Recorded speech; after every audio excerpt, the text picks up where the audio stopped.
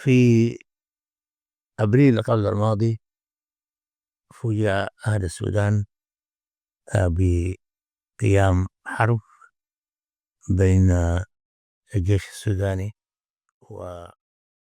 وجماعة من المتعصبين والمعتدين على السودان وناسه. حاربوا أهل السودان في أرضهم وفي أرضهم وفي دينهم وفي أخلاقهم وفي مالهم وفي مؤسساتهم وفي أي شيء. حرب حرب فناء لا تبقي ولا تذر. يقتل الإنسان ويحرق المكان ويسرق المال. دي حرب ما ليست. هذه الحرب لم يمر بها السودان من قبل. وأنا أرجو من أهل السودان إنهم ب- والحرب الآن تضع أوزارها. والتحية لجيش الوطن، للجيش السوداني، لكل المتعاونين والم... وال... وكل الذين يشاركون هذا الجيش. أحسب أن القوات المشتركة والمستنفرين والقوات النظامية من شرطة و آه، م- متطوعين وقواتنا المسلحة بكامل تنوعها وكامل تخصصاتها. هؤلاء الناس هم قادرين على حسم القضية. بدأت بدأت علامات هذا الحسم يعني خاصة ونحن الآن في يوم متقدم من أيام شهر فبراير. ح- بدأت الانتصارات تبدو على على المسرح، على عكس ما قلت من قبل بهذا. كان لما سألوني عن هذا لم أجد كلمة أقولها فبكيت. على عكس من هذا أنا لن أبكي هذه المرة.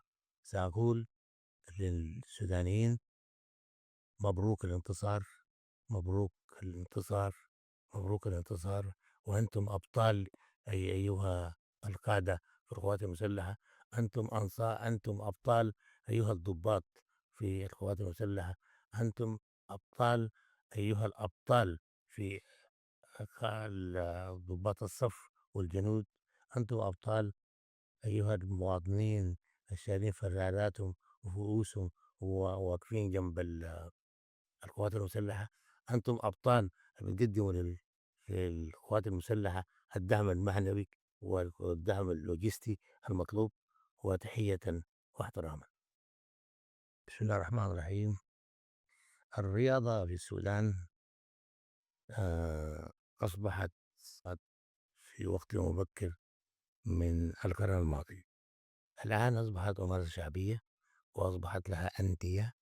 وهذه الأندية تتنافس وتتصارع حول مباريات حول جوائز محددة، بإما كاسات أو جوائز أدبية أو جوائز آه، قارية أو جوائز دولية. هذه الرياضة جعلت لكل مجموعة آه، قدرة على التمسك على ناديها أو على حبها الرياضي. فالمريخ والهلال أو الهلال والمريخ في السودان هما كالأهلي والزمالك في مصر أو الزمالك والأهلي في مصر، وفي أماكن أخرى زي برشلونة وريال مدريد في إسبانيا وهكذا.